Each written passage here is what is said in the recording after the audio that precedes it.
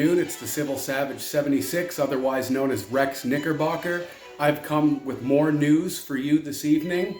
Fact checkers has been caught in more lies as Hunter Biden's laptop was conveniently coined, quote, disinformation by the mainstream media up until Hunter's iPhone cloud was recently recovered by an anonymous source, which was then leaked by 4chan users.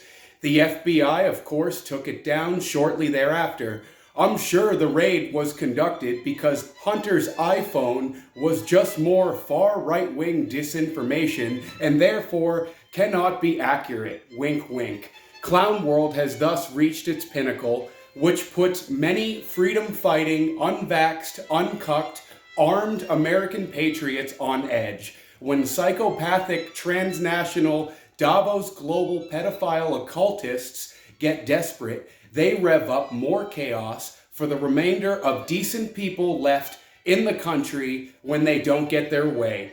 Useful minions, globalist mouthpieces, and the weak, servile, corporate, pseudo-capitalist, milquetoast, white-collar, fiat currency pussy class is ultimately responsible for the depreciation of gold-backed currency-based economies by empowering hegemonic transnational Kissinger-molested corporations that sponsor the overall dissolution of national sovereignty worldwide via central banksters, and therefore a country's fundamental rights get signed away by the color of law as it stands today, such as they were long since bought in DC by lobbyist vermin shilling for the international system for which Henry Kissinger himself blueprinted years ago.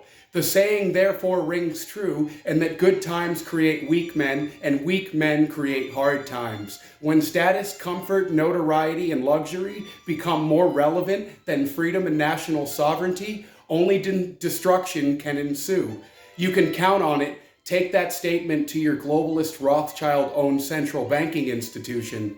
It's a sad day when the Netherlands and Sri Lanka make this country's men look like the milquetoast pussy cowards they are. Other than those fighting for truth and justice in a system built on lies, deception, greed, death, smut, chaos, confusion, consumption, and industrialized leftist corporate hegemony. On the other hand, you have many faux patriots, P-A-Y patriots, giving way to the same erosion of American sovereignty on the backside by ignorantly supporting feckless rhinos in asserting the bullshit notion that patriots supporting unfettered gun rights and the Second Amendment in its natural form, quote, contributes to the status quo of allowing dangerous criminals to access guns, which is an outright foul and egregious misnomer, and that red flag usurpations are somehow morally justifiable or practically effective when discussing matters of unforeseen shooter events.